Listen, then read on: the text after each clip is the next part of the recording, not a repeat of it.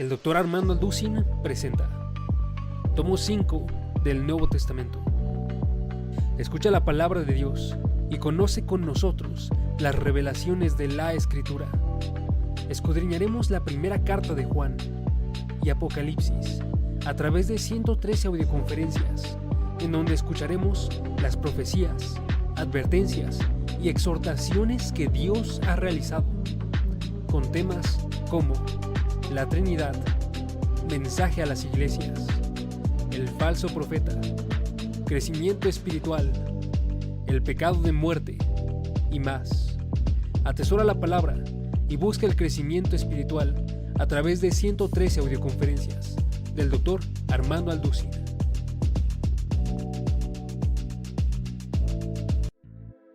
Explora el llamado, promesas y pactos hechos a los hombres de fe que comenzaron el linaje del pueblo escogido. A través de 60 audioconferencias observaremos los hechos más importantes en las vidas de los patriarcas de Israel, presentados por el Dr. Armando Alducin. Conoceremos la vida de Abraham, Isaac, Jacob, José y más, en temas como el inicio de la fe, pruebas y bendiciones, avivamiento y redención. Guarda la palabra de Dios y persevera en el conocimiento de la verdad a través de 60 audioconferencias del Dr. Armando Alducin.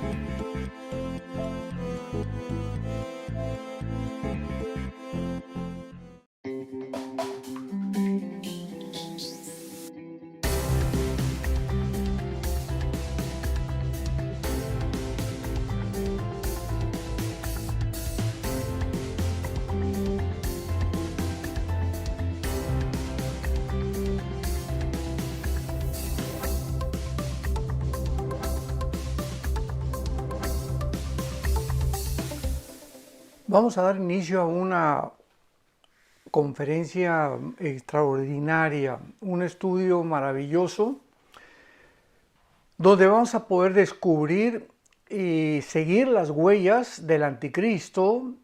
¿Qué quiero decir? Que vamos a poder descubrir en la Biblia de qué área geográfica el anticristo va a surgir. Y esto es absolutamente sorprendente porque cuando vemos la historia que corrobora completamente toda la descripción bíblica, la historia bíblica, la arqueología bíblica, etc., podemos darnos cuenta con los eventos que nos están rodeando actualmente que todas las circunstancias apuntan precisamente a que el anticristo va a surgir de esa zona, y lo más interesante es por qué. Y esto es un estudio que vamos a realizar a través de los imperios mundiales, de los imperios que han en el pasado surgido. La mayor parte de ellos han sucumbido. Sin embargo, hay alguna pregunta muy importante que podemos nosotros tratar de contestar junto con la Biblia y la historia. ¿Puede un imperio del pasado ser revivido? O sea, si tomamos en cuenta que bíblicamente han habido algunos imperios que forman parte de la narración y de la descripción bíblica del mundo en que vivimos. Y estos son, en primer lugar, el imperio egipcio, en segundo lugar, el imperio asirio, en tercer lugar, el imperio babilonio. Le siguieron a los babilonios los medos y los persas, que fue una unión que hicieron. En quinto lugar tenemos al imperio griego de Alejandro el Magno. En sexto lugar al imperio romano. Y cuando llegamos al imperio romano, la Biblia se detiene ahí. Esto es interesantísimo porque lo vamos a ver en el libro de Daniel y en el libro del Apocalipsis. Al llegar al imperio romano, la Biblia se detiene y lo único que la Biblia nos narra o nos profetiza es que del imperio babilónico, que fue hace 2600 años, hasta Jesucristo, habrá nada más 4 imperios. Los otros 2 imperios que acabamos de ver, Egipto y Asiria, forman parte de la narración del Génesis hasta el libro de Daniel. Pero el libro de Daniel comienza describiendo y profetizando los imperios a partir de Babilonia, o sea, del tercer imperio desde el origen de Egipto y Asiria hasta Roma. Y cuando descubrimos que solamente la Biblia nos profetiza 4 imperios que van a prevalecer hasta que Jesucristo venga, ya no podemos agregarle ninguno más. Ya no podemos agregar que Rusia o que Inglaterra o que Estados Unidos o que las Naciones Unidas, porque la Biblia no nos lo permite. Esto lo vamos a confirmar y a desarrollar muy despacio y muy claramente a través de este estudio. Si realmente va a resucitar o a resurgir del pasado un imperio, ¿cuál es? ¿Y con qué propósito? En la Biblia tenemos muchas revelaciones que profetizaron el renacimiento de un imperio antiguo que fue sepultado en el Medio Oriente por casi 20 siglos y que resurgirá en los últimos tiempos. Y vemos también de qué forma la Biblia profetizó el resurgimiento de Israel, aunque no estamos hablando de Israel como un imperio, ¿verdad? Desde luego, porque nunca fue un imperio, pero vemos que fue una nación que tuvo su apogeo durante el rey David y el rey Salomón. En el año 70 después de Cristo, el general romano Tito vino, destruyó Jerusalén, no dejó piedra sobre piedra, y desde el año 70 hasta el 14 de mayo de 1948 no había vuelto jamás a regresar Israel a su tierra. Y estas profecías que comenzaron a cumplirse con el regreso de Israel fueron reunidas bíblica y históricamente, vuelvo a repetir, junto con Rusia, Irak, Irán y Siria. Estas naciones comenzaron otra vez a resurgir del pasado porque pues sabemos que el comunismo comenzó en 1917 con la muerte de los zares rusos. Nicolás II fue el último zar ruso a quienes los comunistas guiados por Lenin mataron a toda la familia. En 1917 viene la revolución bolchevique, se levanta el comunismo por primera vez. La ideología o la praxis o filosofía de Carlos Marx en su libro que escribe sobre qué es el comunismo, etcétera, etcétera, tiene la práctica o vuelve a ser llevado a cabo por Nikolai Lenin. Y cuando vemos que en 1918 termina la Segunda Guerra Mundial, un año después de que comienza el comunismo en Rusia en 1917, llegamos hasta 1940, 41, 42, esa década de los 40, donde comienzan a surgir algunas naciones aunadas al resurgimiento de Israel. Esto es muy interesante porque recordamos que los ingleses estaban al control de todo lo que era el Medio Oriente. Los ingleses terminan con el imperio otomán turco que duró 500 años, pero que no abarcó, repito, las áreas geográficas que abarcaron los imperios bíblicos. Entonces los ingleses sacan a los otomanos, toman control del Medio Oriente, viene la Segunda Guerra Mundial, vienen los nazis, viene el exterminio y el genocidio de los judíos y de otros miles de seres humanos de parte de los nazis. La Liga de las Naciones en aquel tiempo, que ahora es las Naciones Unidas, votan de una forma casi unánime para que Israel regrese a su tierra. Y aunado con el resurgimiento de Israel, 2 años después, en 1950, la Unión de Repúblicas Socialistas Soviéticas comienzan a resurgir también y a cobrar una, ahora sí que podríamos decir, ¿verdad?, una preeminencia entre todas las naciones luchando contra la preeminencia de los Estados Unidos. Y esto es lo que se llamó la Guerra Fría, porque de 1950 a 1989, que cae el comunismo, todo este periodo de tiempo fue la Guerra Fría en la que 2 naciones se confrontaron una contra otra para luchar, por supuesto, por la supremacía política, económica y militar del Medio Oriente y del mundo entero. Pero ahora que estamos en el siglo XXI, regresamos a las profecías bíblicas, comenzamos a descentrar estas profecías y comenzamos a tener muchísima más luz, pero cantidad de luz, porque estas profecías estaban selladas, hagamos en cuenta que tenían un candado, que había puesto Dios un candado para que no se pudiera romper el candado hasta que el Espíritu Santo lo considerara que habíamos llegado al final de los tiempos. Veamos rápidamente este ejemplo en el libro de Daniel, capítulo 12, cuando el ángel le revela a Daniel que todas las profecías de Daniel estaban reveladas, estaban guardadas, estaban selladas para el tiempo que tú y yo estamos actualmente viviendo. Y esto es muy importante porque esto nos va a ubicar a través de este estudio. Vamos a tener muchas conferencias acerca de este estudio porque es un área bastante amplia que desde hace muchos años he querido, he deseado, he anhelado compartir. Y creo que ahora llegó el momento de poder hacerlo porque tengo ya pues todo el material junto. Pienso hacer otro libro también acerca de este material. El próximo libro que que se va a editar mío va a ser El Anticristo. El libro El Anticristo es otro material que también recopilé de muchos años. Va a salir ya completamente a la venta a finales del mes de julio. Ahorita nos encontramos el 22 de julio. Y va a salir en 4 idiomas, en francés, en portugués, en inglés y en español. Les recomiendo que lo consigan. Es una recopilación tremenda acerca del estudio bíblico de la persona del Anticristo. Y vamos a continuar ahora rastreando las huellas de este futuro dictador mundial que nos va a ubicar, repito, nos va a colocar en un plano en el que podemos estar conscientes de saber exactamente en qué tiempo nos encontramos bíblicamente. En Daniel 12, dice la Biblia en el versículo 4 que el ángel le dijo a Daniel: cierra las palabras y sella el libro hasta el tiempo del fin. Esta palabra tiempo del fin en el hebreo es ken o ketz, que significa tiempos finales.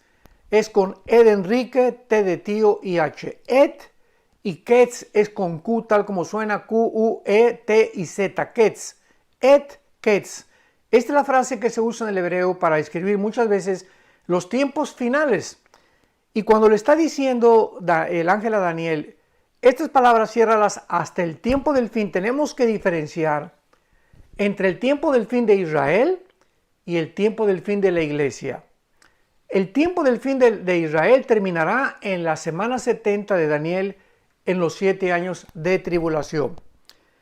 Y los rabinos judíos siempre han dicho que para ellos existen solamente dos fases del tiempo. Una, la venida del Mesías que ellos están esperando. Esa es la primera fase que ellos describen que están realmente escudriñando en la Torá. Y la segunda es cuando el reino mesiánico prometido a Abraham, Isaac y Jacob, a Salomón, a David, etcétera, a los profetas de Israel, les fue prometido. Entonces, para los judíos, el tiempo del fin representa el final de la historia de Israel, no el de la iglesia, porque la iglesia sabemos que sale de este mundo durante el arrebatamiento de la iglesia, durante el famoso rapto, y una vez que sale la iglesia, comienzan los 7 años de tribulación o el cumplimiento de la semana 70 de Daniel, Daniel 9, 24 al 27, y estos 7 años se consideran el fin o los últimos tiempos de Israel, porque será cuando Dios termine con ellos. O sea, cuando rechazaron a Cristo los judíos, se interrumpió el trato de Dios con Israel. Y esto no significa que Israel ya está desechado por Dios. Esto lo explica Romanos 9, 10 y 11. El apóstol Pablo lo explica claramente. Ni que tampoco ya la iglesia ocupó el lugar de Israel. No, de ninguna manera. Esto es una barbaridad y esto es lo que se considera como la teología del reemplazo. Que la iglesia ya reemplazó a Israel y que Dios ya no tiene nada con Israel y que ya Israel, ¿verdad? Ahora la iglesia es el Israel de Dios. Esto no es bíblico de ninguna manera ni puede ser sostenido bíblicamente más que con textos torcidos completamente y sacados de su contexto. Israel es una entidad, la iglesia es otra entidad, completamente diferentes. Entonces, Dios comienza con la iglesia, ¿cuándo? Pues en el día de Pentecostés. La iglesia estaba escondida en el Antiguo Testamento. La iglesia no aparecía en el Antiguo Testamento. Los profetas hebreos no sabían lo que era la iglesia. Los apóstoles no sabían lo que era la iglesia hasta el día de Pentecostés.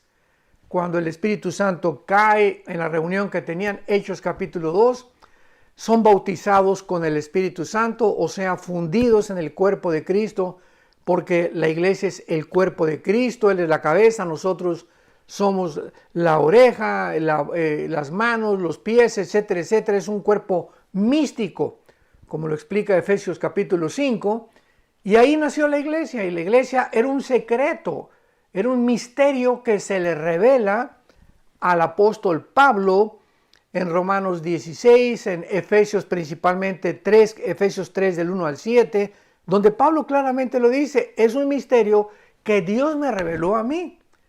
¿Cuál era el misterio? Que tanto los judíos como los gentiles nos íbamos a unir. Con italianos, con ingleses, con mexicanos, guatemaltecos, etcétera, etcétera. Y ahora ya no sería el pueblo de Israel, ahora serían la mezcla de todas las nacionalidades, de todas las tribus, de todas las lenguas que acepten al Mesías como su Salvador. Y esas personas, todos los seres humanos, desde Pentecostés hasta nuestros días, o sea, de hace 2000 años a nuestros días, que aceptáramos a Jesucristo como el Mesías, como el Salvador, como el que en la cruz abrió sus brazos para dar su vida por nosotros, formamos parte de la iglesia. Y ahora nosotros, por tener la semilla de Cristo, Gálatas capítulo 3 lo explica el apóstol Pablo, somos realmente los descendientes de Abraham. Recordemos que cuando Cristo vino, los fariseos se creían descendientes de Abraham y por ello merecedores o privilegiados de las bendiciones de Abraham. Pero Cristo les dijo, ustedes creen que por descender de Abraham física o étnica o genéticamente son ustedes los herederos, pero están equivocados. La promesa de la bendición no viene para los que desciendan de Abraham físicamente. O sea, no todo el que es judío desciende realmente de la promesa de Dios, sino el que desciende de Abraham de una forma espiritual. ¿Qué quiero decir? Que cuando Dios le promete a Abraham que de Abraham vendría el Mesías, y luego de Isaac, y luego de Jacob, y luego de la tribu de Judá, Salomón y David, así viene la genética por toda la Biblia, la semilla era Jesucristo. Entonces, la semilla final era Jesucristo, que lo describe claramente el libro de Gálatas, ¿verdad? Capítulo 3, capítulo 4. Y como nosotros de cualquier nación tenemos a Jesucristo, entonces esa semilla que se le prometió a Abraham, nosotros somos los herederos de la promesa que Dios le dio a Abraham.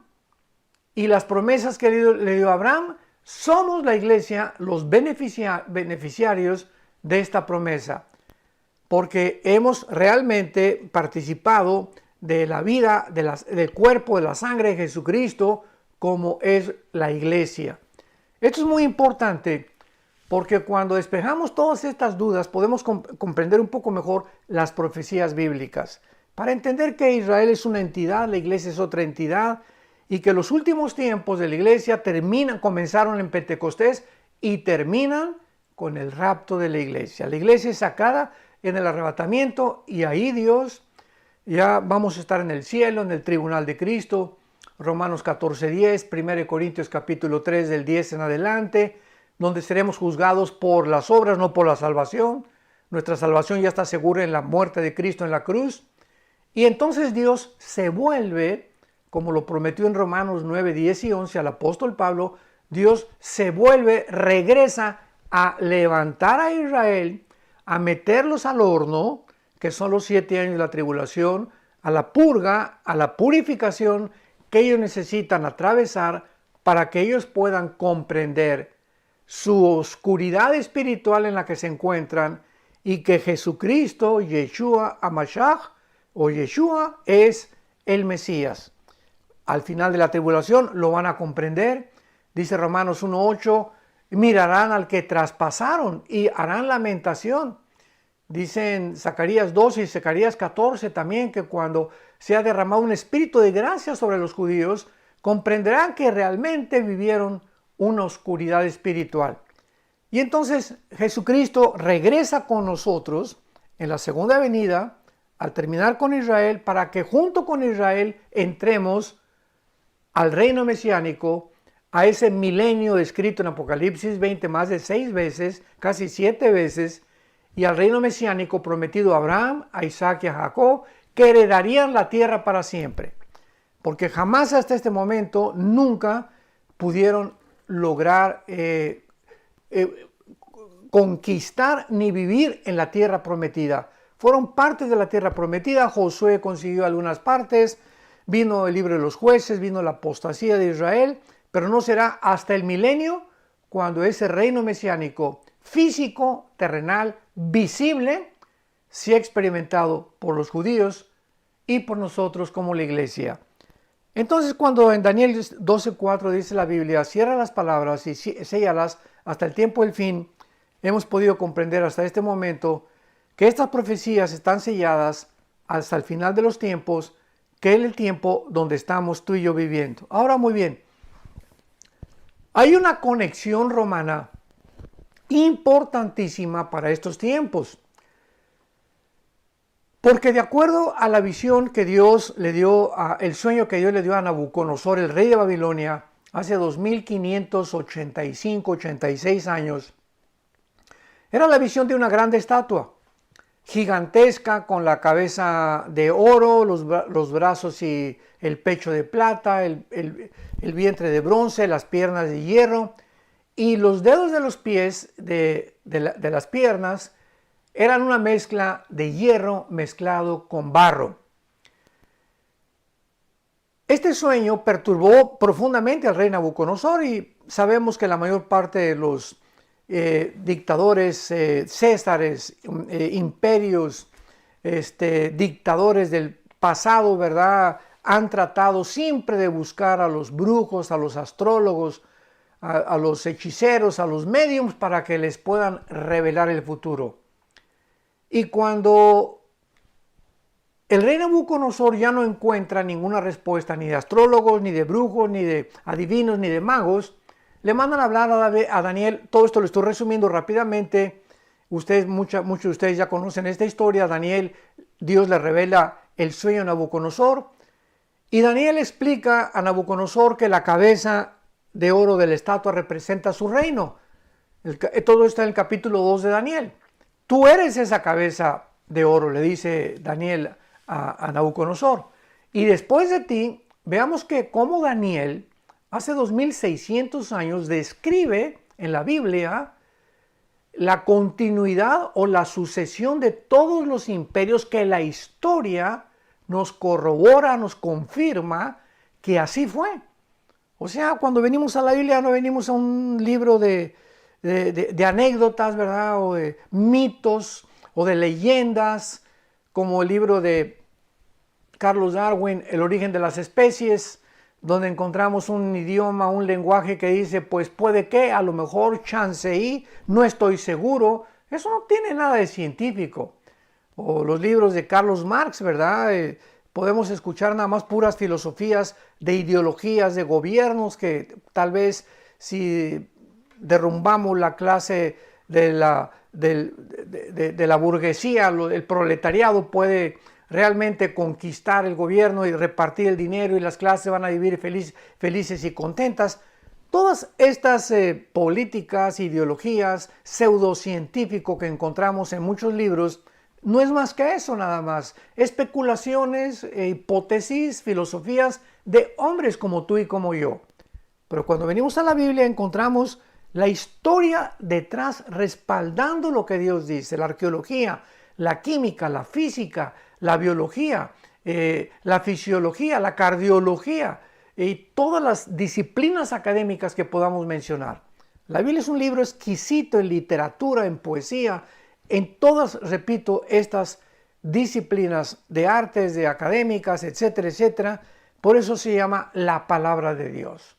Porque es la verdad absoluta, es el único libro que nos da verdades absolutas. Entonces, en esta descripción de Nabucodonosor encontramos que las piernas que representan al Imperio Romano, hasta ahí termina completamente la descripción con los 10 dedos.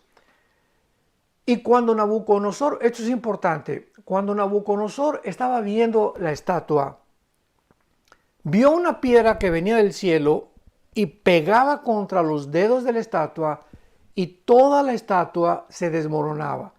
Se derrumbaba toda la estatua, o sea, Babilonia, que es Irak en la Biblia, Irán o los medios persas, que es Irán, Grecia, que sigue siendo Grecia, nunca ha cambiado el nombre, y Roma, que representa las dos piernas y los 10 dedos, mostrándonos el Espíritu Santo que cuando estos 10 gobiernos resurjan, aquí es importante que sigamos con mucho detenimiento y con mucha atención, los 10 dedos de los pies de la estatua de Nabucodonosor representan la última y final etapa del gobierno de los seres humanos.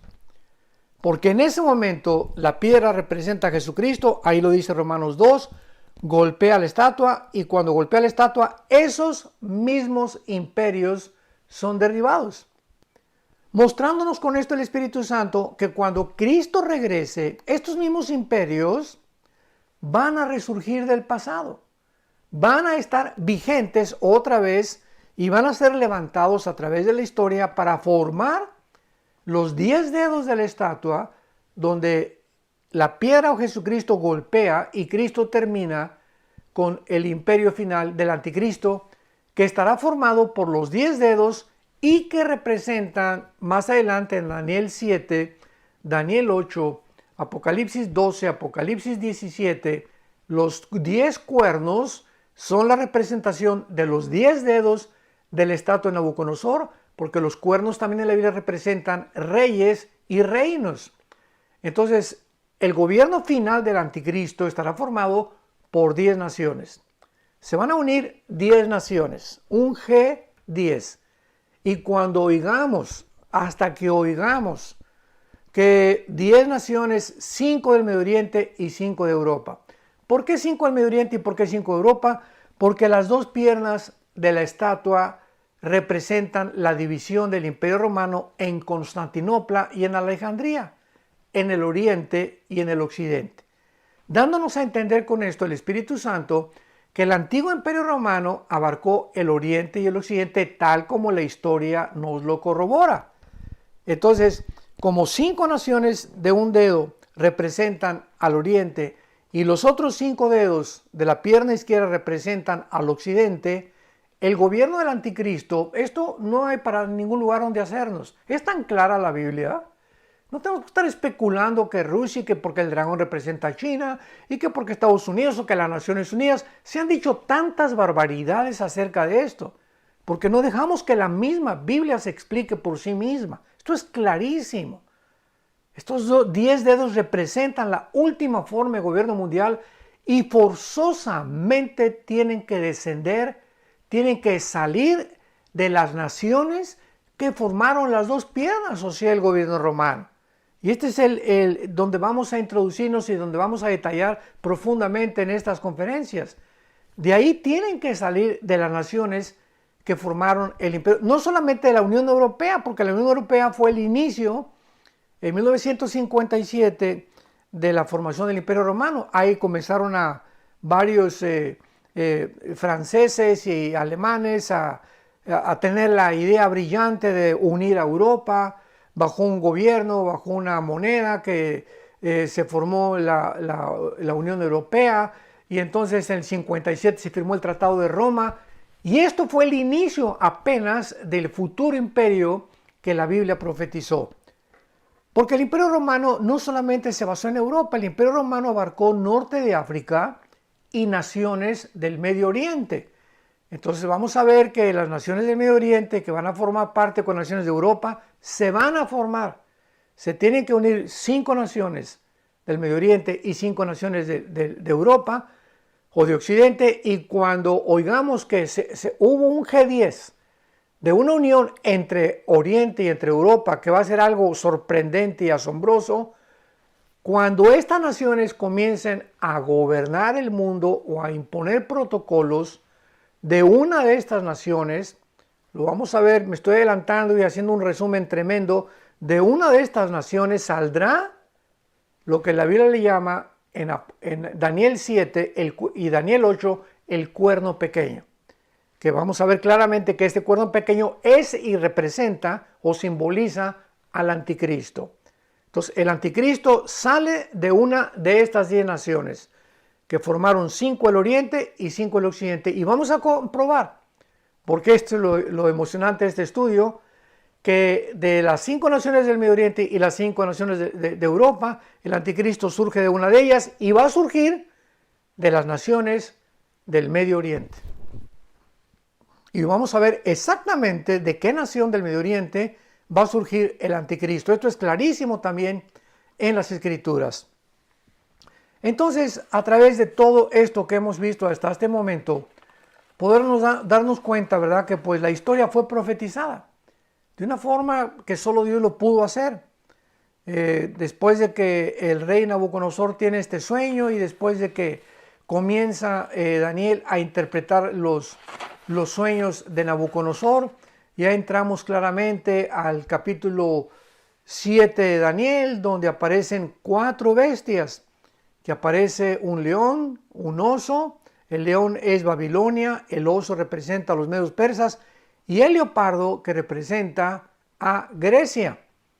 Y vamos a ver algunos detalles muy importantes, porque en Daniel 7, repito, y esto es importantísimo, todo esto para nuestro estudio, para poner todas las piezas del rompecabezas juntas. Daniel 7 describe los mismos 4 imperios del estatua de Nabucodonosor. Daniel 7 describe a Babilonia, a los medos persas, a Grecia y a Roma, pero ahora ya no con la forma de la estatua, sino con la forma de bestias.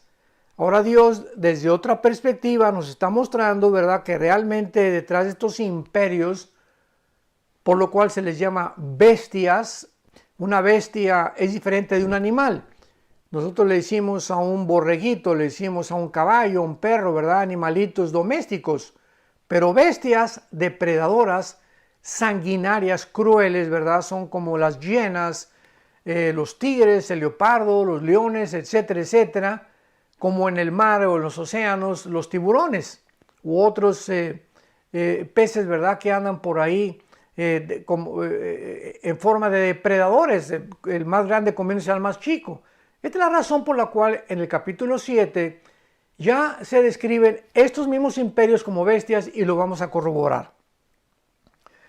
Estas mismas bestias, ¿verdad? Dice el versículo 2, estamos en Daniel capítulo 7, abran sus Biblias por favor, versículo 2. Daniel dijo, miraba yo en mi visión de noche, todo esto fue dado por visiones a Daniel. He aquí que 4 vientos del cielo combatían en el gran mar. Es interesante que la palabra vientos aquí en el libro de Daniel, en el original hebreo es la palabra ruach, que se escribe ruach, que es la palabra para espíritus. Entonces podríamos traducirlos, yo Daniel vi que 4 espíritus del cielo combatían en el gran mar. Una confrontación espiritual vio Daniel en el gran mar. ¿Y a qué mar se refiere Daniel? Al mar Mediterráneo. Y 4 bestias grandes, diferentes una de las otras, subían del mar. Y son exactamente las bestias que 600 años después, sígueme con cuidado, son las mismas bestias, las 4 que surgen del mar, que 600 años después vio el apóstol Juan, cuando escribió el Apocalipsis, en el capítulo 13. Vi surgir del mar una bestia, ¿verdad?, con las formas exactas del león, del oso y del leopardo que Daniel está escribiendo. Entonces vemos que las visiones que tiene Daniel cubren una cierta parte de la profecía, pero si no tuviéramos el Apocalipsis, no podríamos armar bien el rompecabezas porque nos faltaría la información de Daniel. Entonces Daniel forzosamente es complementado con el Apocalipsis Y el Apocalipsis no se puede enseñar ni entender sin entender las visiones de Daniel, porque son dos libros completamente iguales, donde se mezclan las dos y donde el Apocalipsis y las visiones de Juan nos dan un detalle mucho más grande. Es como un cuadro que Daniel pinta y se quedó a la mitad, como un pintor. Y viene Juan y Dios le da la pintura y le da todos los materiales para que termine de pintar el cuadro. Entonces el Apocalipsis termina el cuadro que comenzó Daniel para que podamos tener el cuadro ya completo, juntando las dos profecías, tanto las de Daniel como también las del apóstol Juan del Apocalipsis.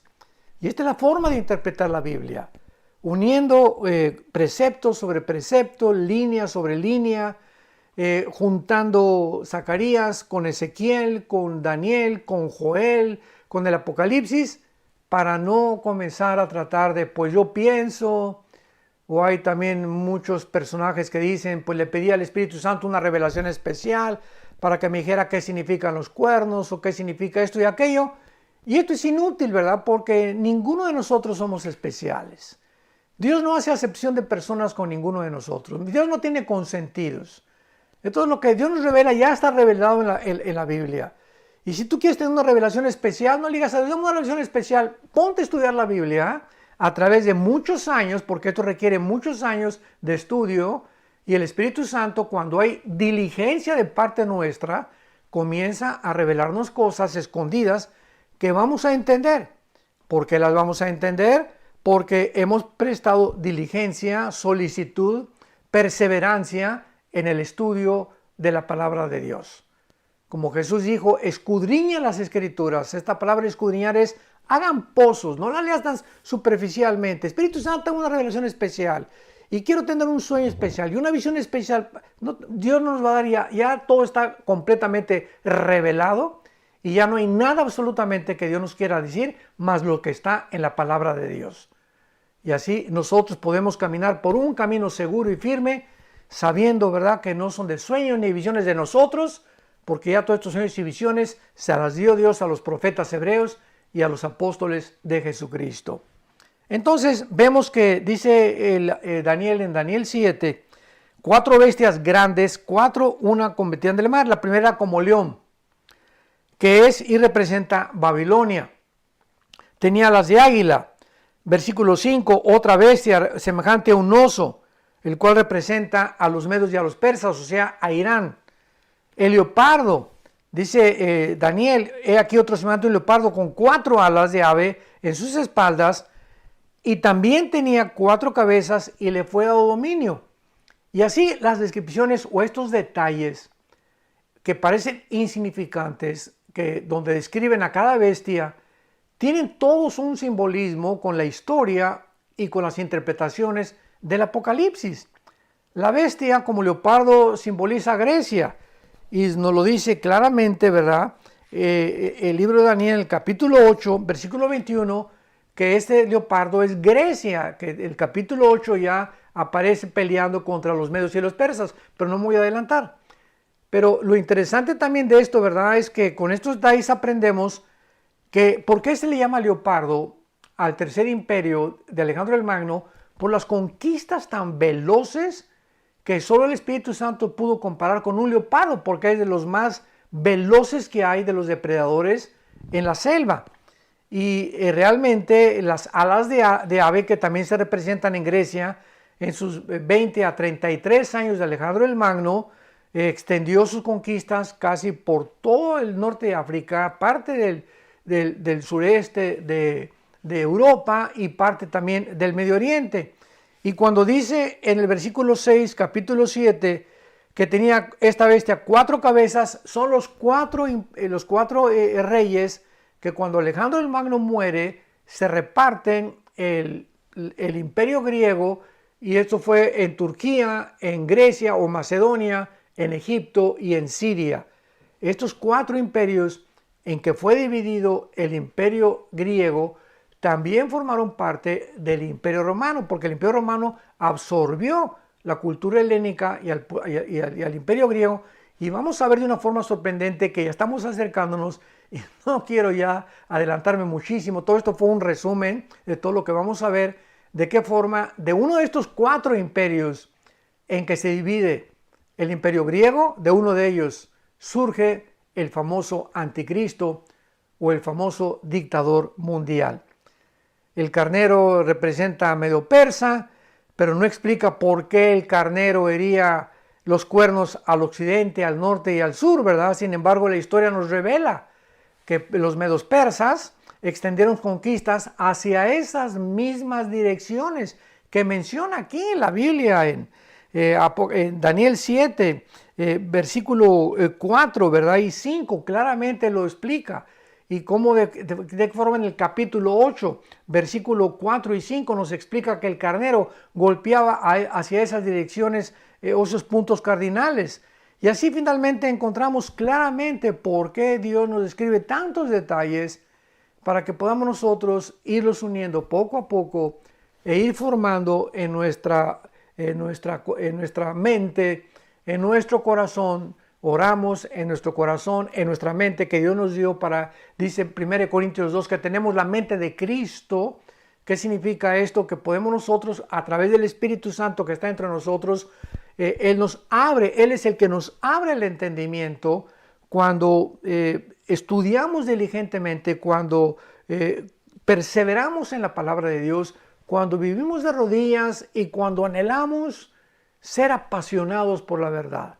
Apasionados por Cristo, apasionados por seguirlo hasta el final de nuestras vidas y poder comprender la anchura y la profundidad y la altura del amor de Cristo que excede todo conocimiento. Y como dice en Romanos 11 el apóstol Pablo, oh profundidad de las riquezas, de la sabiduría y del conocimiento de Dios. Qué inescrutables son tus caminos y qué profundos son las riquezas de tus pensamientos. O sea, los pensamientos de Dios no son nuestros pensamientos, sus caminos, la forma como Él actúa, no es como nosotros actuamos, por lo cual necesitamos la mente de Cristo, que es el Espíritu Santo morando entre nosotros y dándonos la claridad de la palabra de Dios para que podamos, junto con todos los santos, crecer en la gracia y el conocimiento de aquel que dio su vida por nosotros en una cruz. Mi oración es que tú puedas, a través de todos estos estudios, enriquecer tu conocimiento escatológico, profético, de la palabra de Dios y que puedas entender las maravillas de la Biblia para que puedas comprender por qué se le llama la palabra de Dios y por qué la profundidad.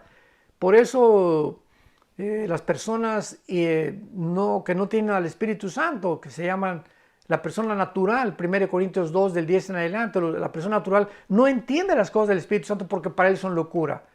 Pero para nosotros que nos ha dado la mente Dios de su Hijo, para comprender a través del Espíritu Santo las revelaciones que están en la Biblia y nada más están en la Biblia, podemos gozarnos, descansar y saber que todo está bajo control. Hay un Dios soberano que está sentado en su trono, su Hijo que vive para interceder por nosotros, y nosotros, mientras tanto, esperamos la bienaventurada esperanza y la manifestación gloriosa de su venida, vivir en paz, hasta que podamos abrazar a nuestro Salvador, a nuestro amado Salvador, y saber que nuestra fe no fue en balde y que hasta el fin de nuestros días Él nunca nos dejará, ni tampoco nos abandonará. Que Dios te bendiga.